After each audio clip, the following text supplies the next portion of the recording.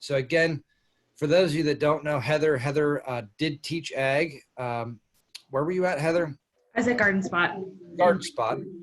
Before leaving to take a position with Longwood Gardens Education Department. So Heather brings some resources that Longwood has made available that may be of use to you and interest to you through Longwood. So Heather, if you want to walk us through those, I know this group greatly appreciate it. Yeah, definitely. So, like John said, my name's Heather. I'm the director of school news programs at Longwood. I taught for, I think it was just a little over 3 years at Garden Spot before I left and went to Longwood. So I'm happy to be back and joining everybody today. So what I'm going to do today is I'm just going to do a quick screen share and just show you. Can everyone see our website? Perfect. So I'm just going to show you some things that we have available on our website now. Every Thursday, Friday, they're looking to add new content. So we are continuously feeding information through to our marketing department so that the website can be updated with new activities for you guys to use. So the gardens are obviously closed, much like everything else. So we're starting our new campaign we're calling Our Gardens, Your Home. So we're really trying to bring forth content that our guests and members can use at their homes, or that teachers could also use with students, or families can use with their kids. So Heather, this is, can you hear me? I can, yes. Is this, do we have to sign in, log in and all that, or is it open? Nope, it's all open. So if you just go to longwoodgardens.org, this is all right there for you to use. Okay, thank you. Yeah, no problem. So the website is broken down into kind of 3 areas. They're calling Look and Breathe, Listen and Explore, and Learn and Discover.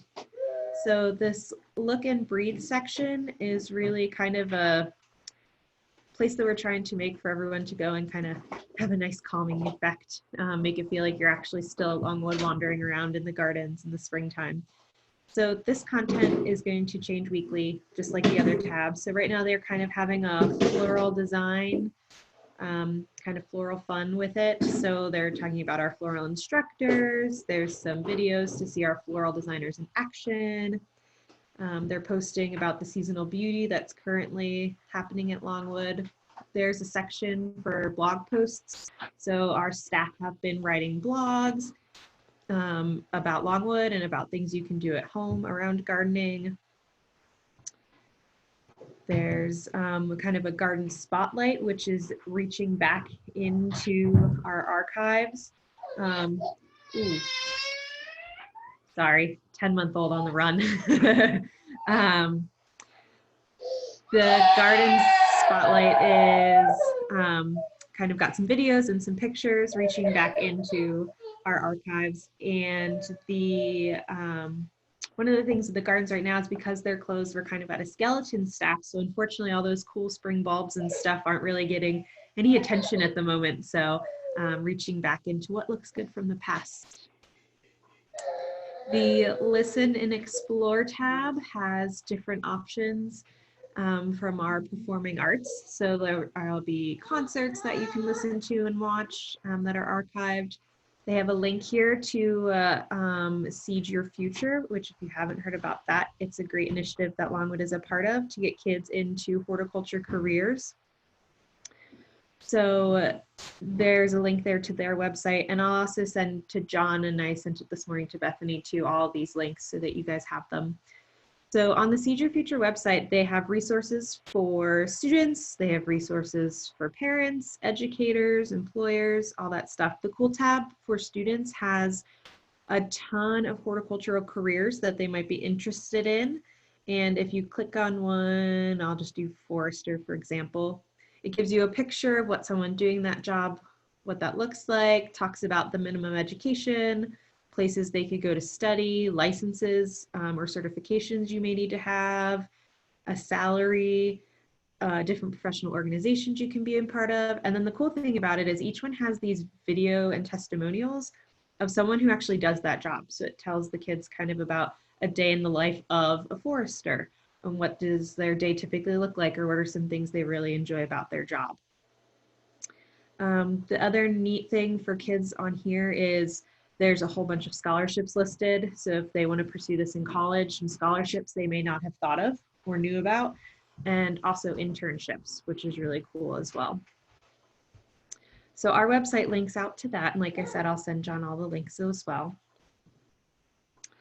The other thing in the Listen and Explore tab is they kind of are doing, Meet the Longwood organ, and they'll have the Longwood pianos.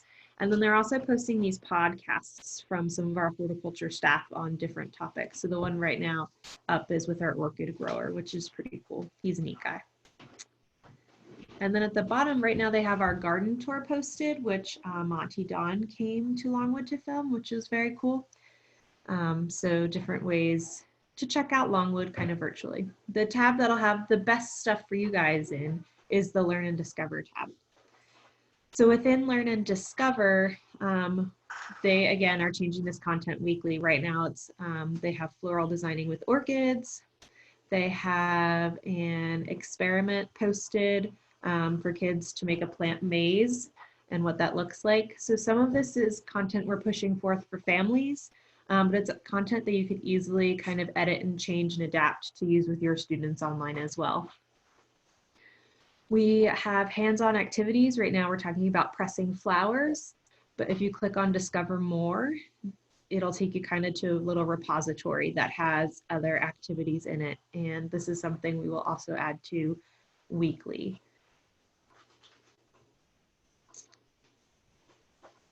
And then the other fun thing we have posted right now are our virtual field trips. So we offer free virtual field trips. And typically a teacher would sign up. They're over Zoom just like this, so we can see and hear the students and they can see and hear us. But what we've done is recorded some of those virtual field trips so that they're not live, but it's something that you can push through to your students to watch. It says grades 3 to 8 for this one for carnivorous plants, but really with the content, it's something that anyone of any age could watch. So these are all recorded on YouTube. And then at the very end, our educator, Kelly, posts her email address. And then if students have questions or you want the students to ask her questions, they can email her. So there's still kind of that interactive piece to it. The other link on here is to our community read program, which is kind of like a one school, one book kind of program that we do with local libraries. And that has a lot of the community read books can be found on ebooks through local libraries, or if any of your schools have ebook subscriptions, they might have these books there as well. But within that, we have these community read toolkits, which are jammed packed with like discussion guides and activities, recommended readings. The Weird Plants one was really fun. That's a good topic. We got to have a lot of fun with creating.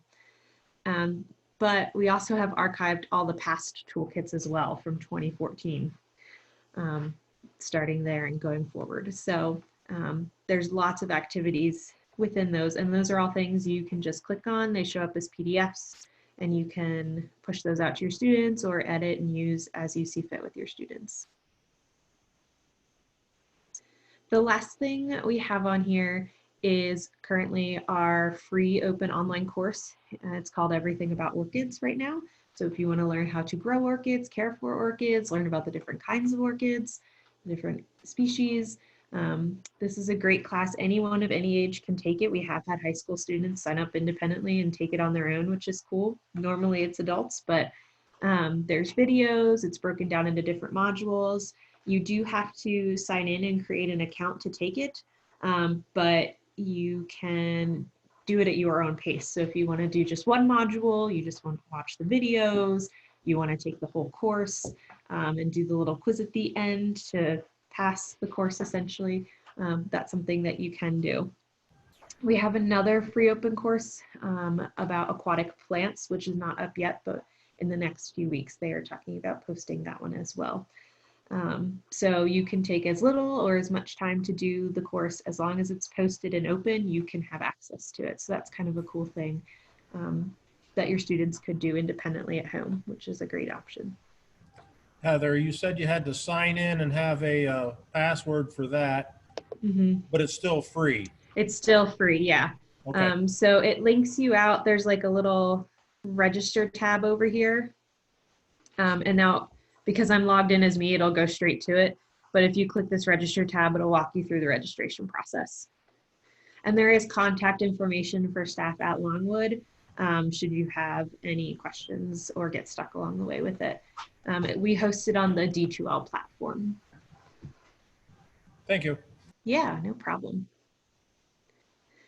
So like I said, this is what we have up for right now, but we have a good schedule going to get stuff posted every week so that this will kind of change and look different each week and give you guys different opportunities of things that you might be able to use with your students.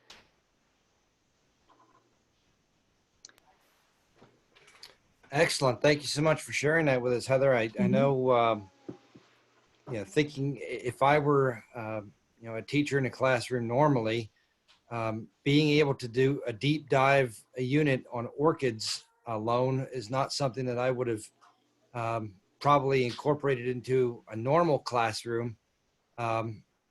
So what a unique experience that is to, be able to direct your students to learn a lot about orchids specifically, kind of making lemonade out of the lemons we've been handed right now. Kind of limited with what you can do with them, but with that resource, I think that makes it really, really easy to, create a really unique assignment that students can work on utilizing that virtual resource. So that's awesome. I also typed into the chat box there that there's a lot of opportunity with the jobs section of Longwood's resource that could be used for a horticultural careers exploration activity. I don't know, since we are sort of late in the year and late in semester, if any of you are teaching a plant science horticulture class, you may have already covered that, but I don't think it really hurts to revisit career exploration again. And I can tell you, if you're coming up short, when asked by students, is there a high demand for horticultural workers in Pennsylvania? Our good friend at the Ag Ed Commission, Scott Shealy, has some pretty impressive data that supports there's an extremely high demand for horticultural, nursery, landscape workers here in Pennsylvania. And that's not just, straight up labor need.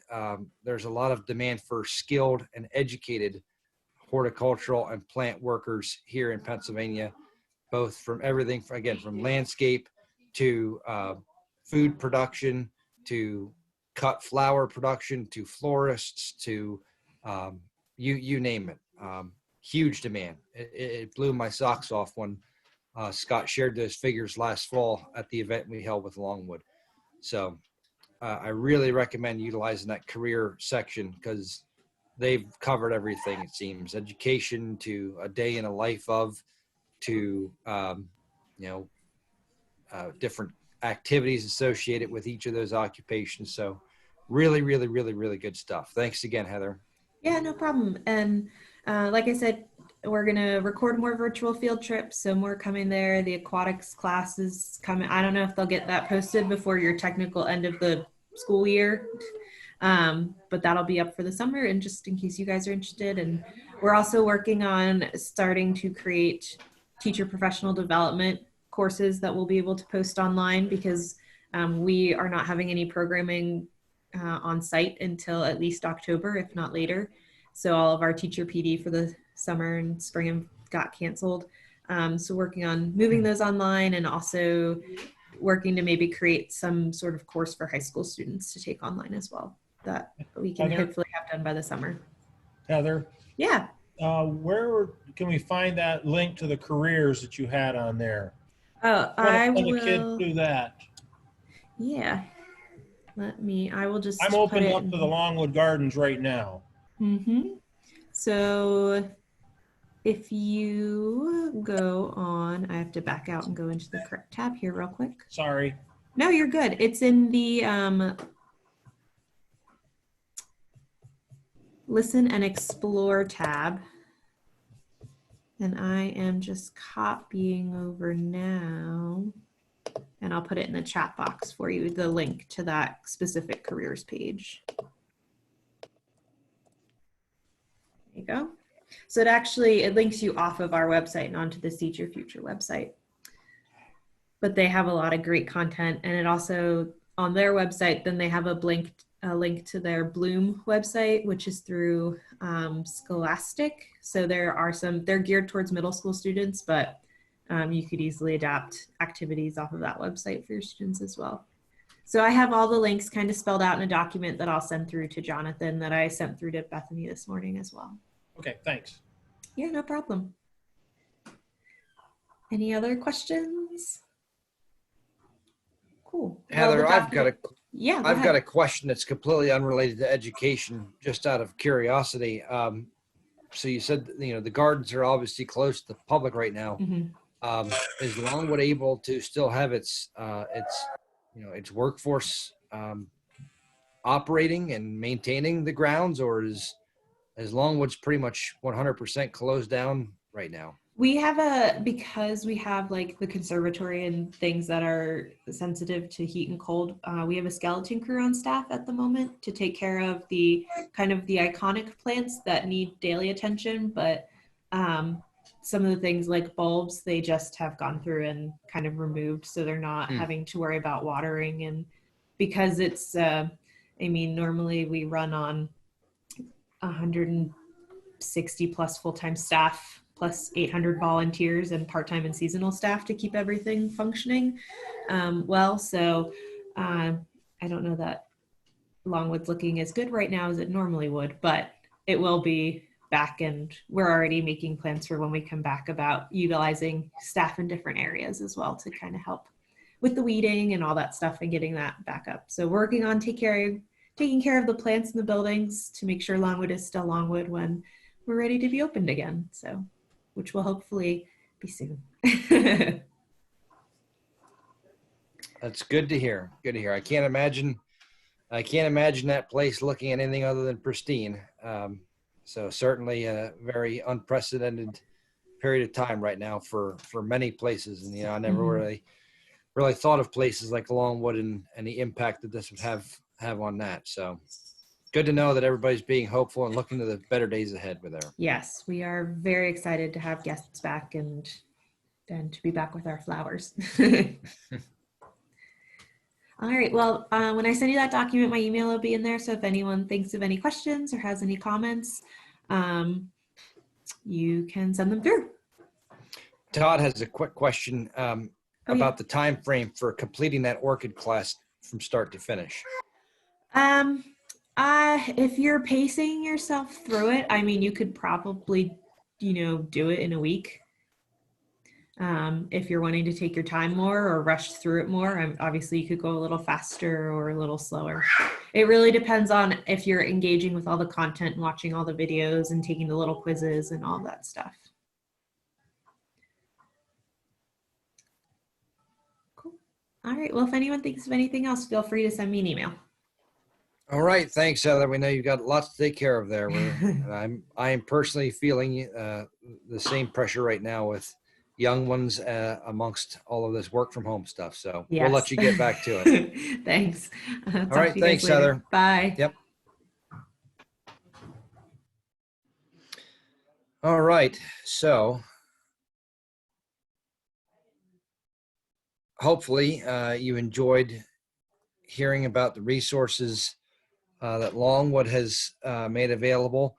I pulled out three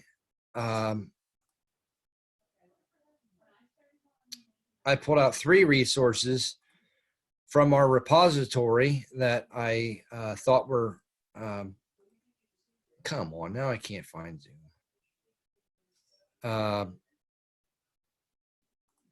So there is Zoom.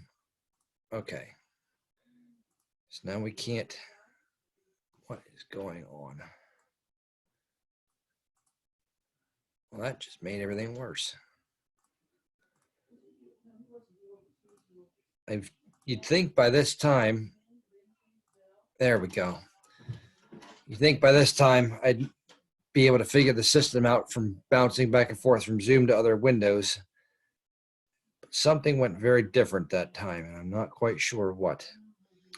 Okay, so the first one I pulled out was this flower dissection lab activity that came out of the University of Florida Ag Ed resources that's found within our repository, and it's definitely something you could do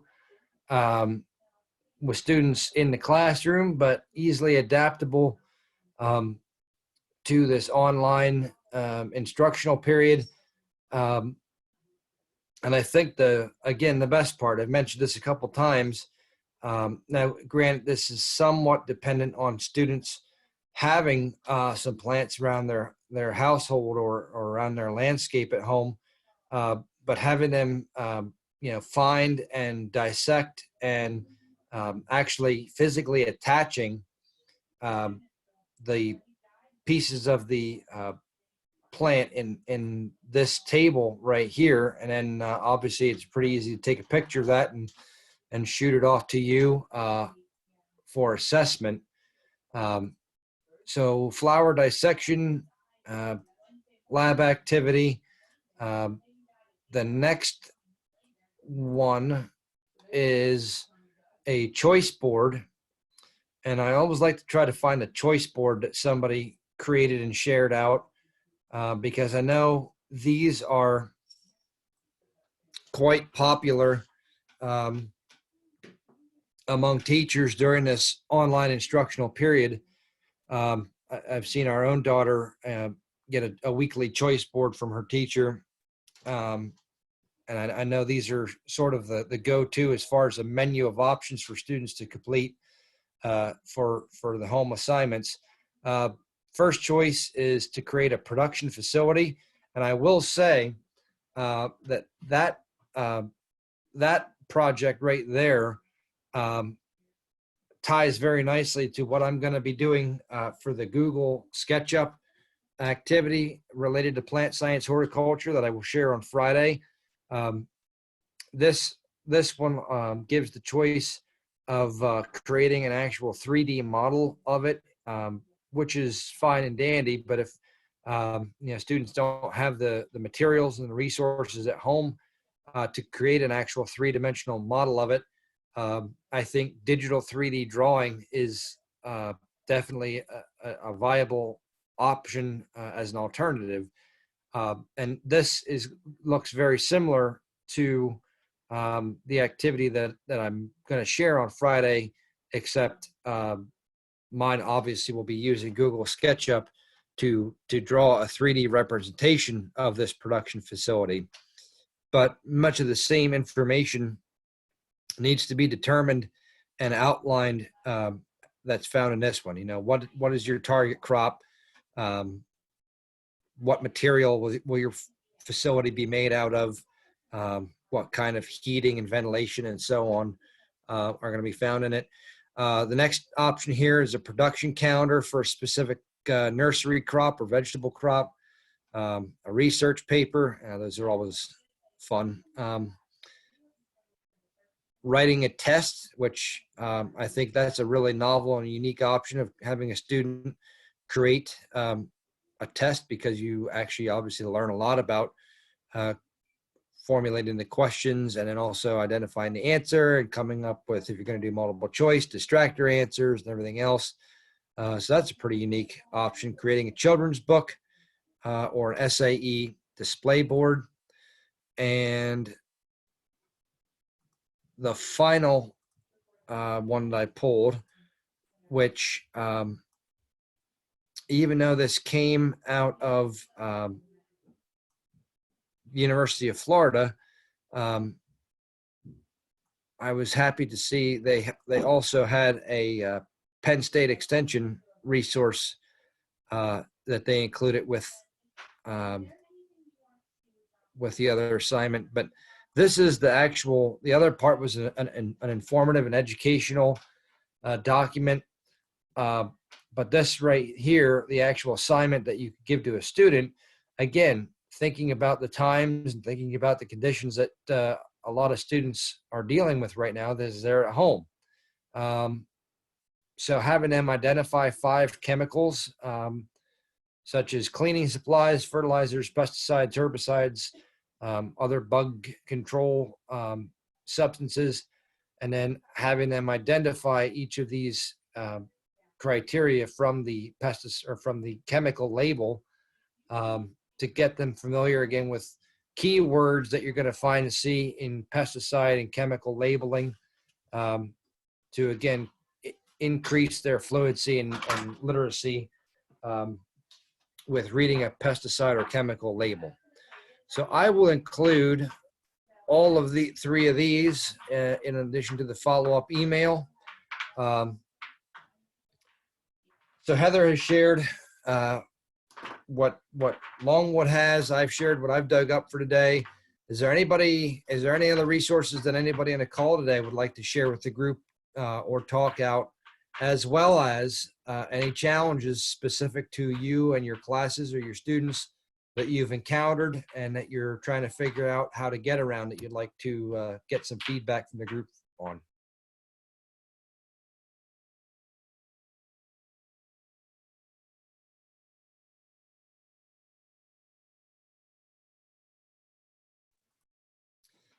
Todd, do you believe you're going to try to incorporate the orchid class with your students? Certainly am. Yep. Awesome. I hope you'll share back to the group, after you've done that for a little bit, how it went, what your students' reactions were to it, and how you thought it worked out. Our challenge is we're only allowed to assign 80 minutes a week. So that's why I was asking about the time requirement.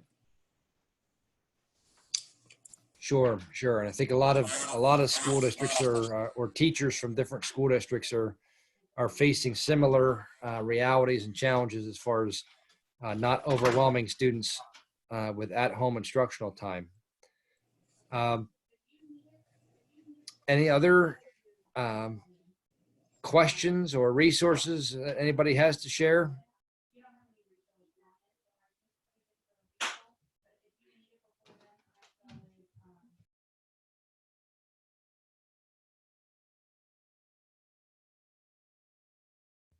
One thing we talked about this morning, John, a lot of our fellow ag teachers are using Zoom. And in our faculty meeting yesterday, it was brought up that if we're on Zoom with students, we are still mandated reporters. So if you're on a Zoom with a student and you see something in the background, drug paraphernalia or whatever, we are still mandated reporters. So you might want to rethink using Zoom as much. Just a thought. Yeah, thanks for sharing, Marty. Kelly Smithwell's brought that up in a prior session as well. That their school district, Danville School District, was discussing with faculty, and I guess they were just recommending that just no video of your own home, or asking students to not utilize video while they're at home as well. But yeah, definitely a touchy, tricky subject to navigate around when we're almost obligated to do something of the sort to stay connected to students. Anyone else facing similar issues or challenges that their district? Tom, is your district recommending one thing or not one thing in particular? Yeah, they're kind of reluctant to use Zoom with a class. You can record, but not so much, have an open class with that. We got the same notification about mandated reporters as Marty had talked about. And really off the topic question, it's a moot point now because I've already dealt with it, but any of you have a greenhouse within your facility? Marty, looks like you're sitting in your school. I pretty much live in the school. I was kicked out completely after breaking that rule several times. And even the greenhouse, I had to deal with full-grown fish. I had to deal with some greenhouse, we hadn't gotten big in a greenhouse yet, but what's everybody else being faced with there?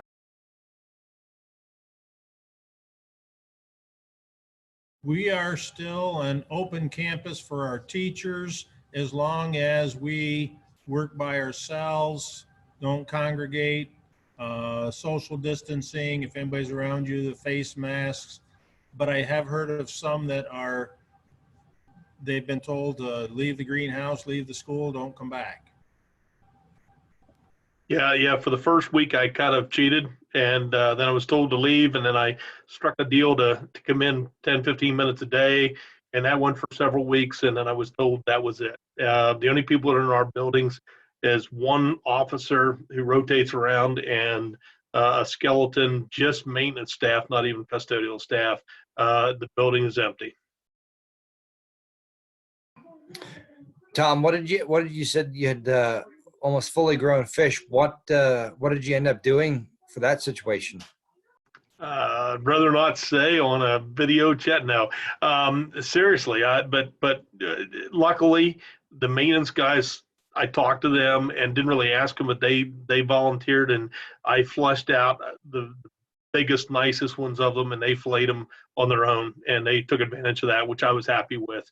There was some that didn't get that direction, and I'm not bragging about that. I was upset, but I was really limited on the time I had to react to it, and so at least there was some good use made out of most of them.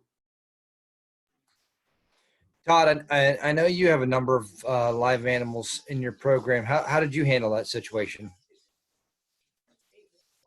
I am the only teacher at Bald Eagle that's allowed in the building. Interesting. Interesting. And that's just it.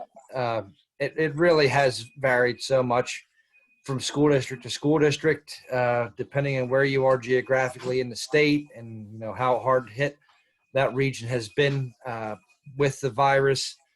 So yeah, I sympathize for you, Tom. It's not so bad. It's funny, the inconsistencies across the state that I've talked to teachers. Some of the neighboring districts, the kids have come in on a really restrictive basis to get stuff out of their lockers and retrieve computers and stuff. Our students walked out the door March 13th. They have not been allowed back at all, and it's been kind of crazy. Yeah, and just as a result of these sessions, just understand that you're certainly not alone in that situation. There's been numerous teachers that, they got kicked out and were not allowed back in. Entire greenhouses died off, or like they were allowed to come in one day to clean it out. So just understand you're not alone here. There's many people in the same boat. So I know it doesn't make the situation better, but maybe a little bit easier to swallow. The biggest challenge I'm having is students not doing any work. Well, that is also an issue that we've heard numerous times, and unfortunately, and again, with such variance among district policy, the obvious response is, well, threaten with grade, threaten with failure of class. But then in some cases, we've heard of districts implementing policies that pretty much says, unless you have a kid doing absolutely zero, figure out a way to pass them through, so it's like we want everything. We want students to continue their education remotely from at home. We want teachers to continue teaching and instructing via, the remote instruction.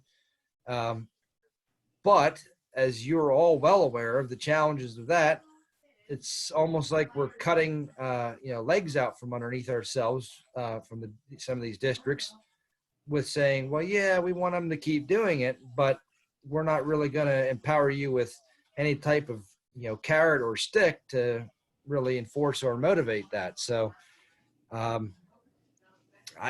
don't know. Like I said, we've heard that numerous times, and I just don't think there's a good answer out there other than coming up with activities that really make kids want to do them for the sake of doing them, which I know that's not a good answer either, but Two quick thoughts on that, well, for what it's worth, and it's not worth anything, but I think it's, and maybe you guys don't see this, but I think the first week or two, we had the honeymoon period and it was kind of neat and novel. And now you're starting to see some issues, at least I am, not major, but you're starting to see some kids consistently not doing anything.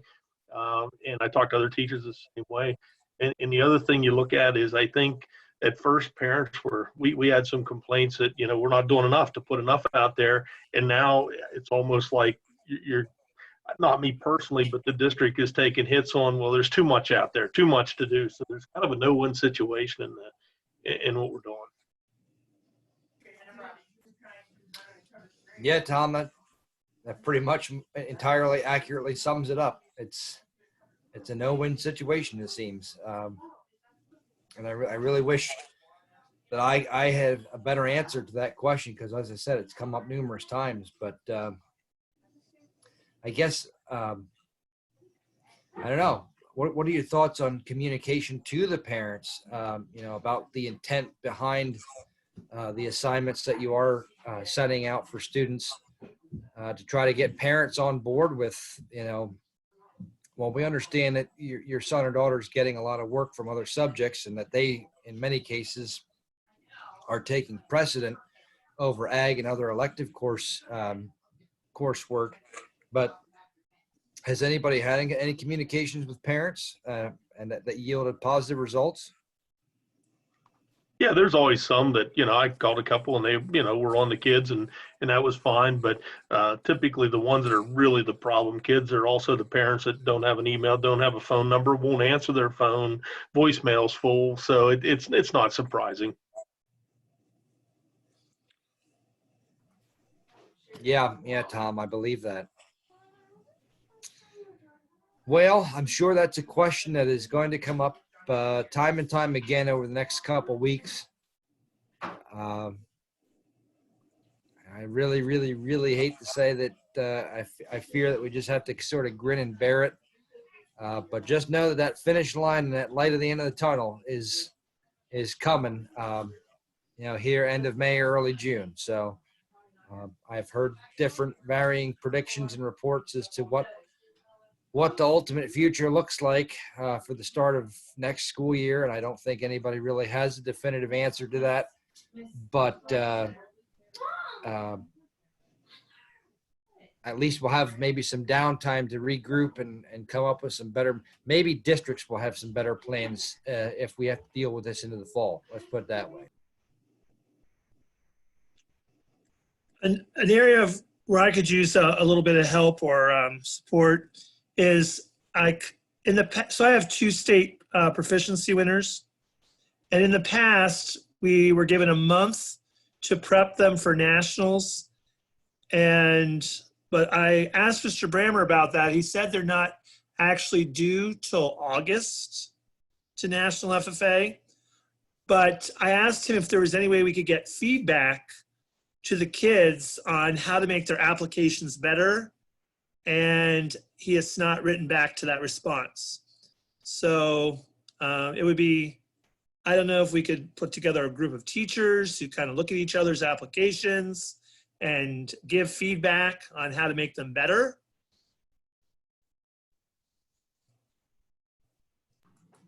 Yeah, Todd, I'm jotting that question down. Timber, do you have any further insight as to discussion happening at the state FFA level about? We can certainly, and we'd be glad to organize, such an event, and that's a great suggestion. But Timber, are you and the rest of the officer team, Mr. Brammer, having any discussions about doing such a thing already? We have been having a few different conversations, and I will actually make sure to bring this up here. I'll be on a conference call with Brammer and the rest of my teammates in 15 minutes here. So I will make sure that what we decide to do with proficiencies, whether that be like the state convention celebration portion or just even preparing our students for nationals and what nationals is going to look like, I'll make sure that we have a conversation back to you as soon as possible. So say if teachers would like to collect together to help prepare proficiency students, that would be truly awesome. But I don't know, and nor does anybody know what nationals is going to look like at this point. The other thing is to come up with maybe are the kids going to get awards sent to them, their checks sent to them? Since we're not having a state convention, what is that going to look like? So, anyone who's ever done a proficiency knows they are a lot of work. And so, I feel that, recognizing the kids, because they're used to getting it at the state convention, they know that, but they know this is not going to happen. So kids want to know when they're going to get their awards that they've earned. Thank you very much for bringing that point up. And we have not truly discussed that as a team yet. We want to definitely recognize our students, but we haven't talked about how to award them. I'll be honest with you, we don't have much of a budget at all for this state convention because we don't have any sponsors for the event. So I will have a large discussion about that today and see what we can do to make sure that they get like a physical award. That would be very nice. Well, in past, they got, I think, a check for like $300 if you were the state winner, and a check for $75 if you were a finalist. So you would get 2 checks if you were the state winner, and then also a plaque. And if you were a state winner, and then also a plaque for all the finalists.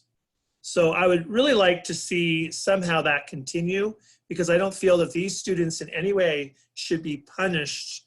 It's not their fault they didn't have a state convention, but yet they still did all the work and went through the entire process. I promise you I'm not trying to lie to you and just to make you happy. I cannot confirm this, but I do believe that we have monetary awards still for those members, that does not get cut out at all, but just that we don't know if we'll have like monetary donations for plaques and things like that.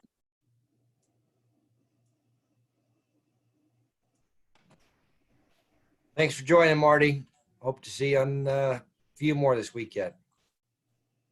Yeah, I'm going to have to scoot too. I do appreciate the help. And I need to get on more of these. This was good. Thanks, John. See everybody later. You bet.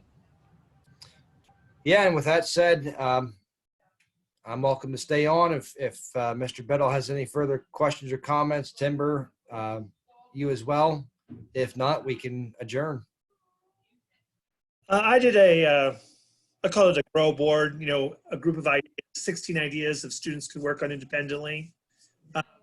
The whole concept of food insecurity as it relates to the pandemic and the need for students to be engaged in home garden projects, I feel is more important than ever.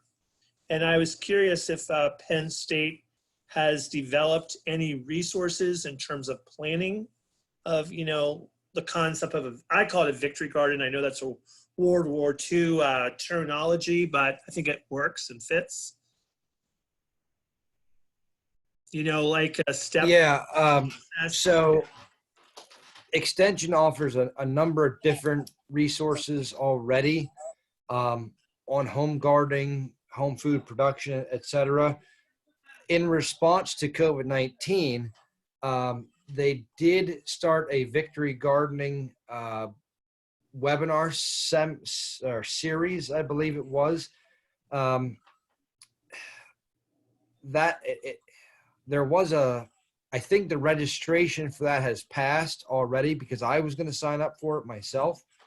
However, what I will do, Todd, is I will forward the email that I found that in, or that I learned of it in, to you, just so you have the information and who it came through and everything else.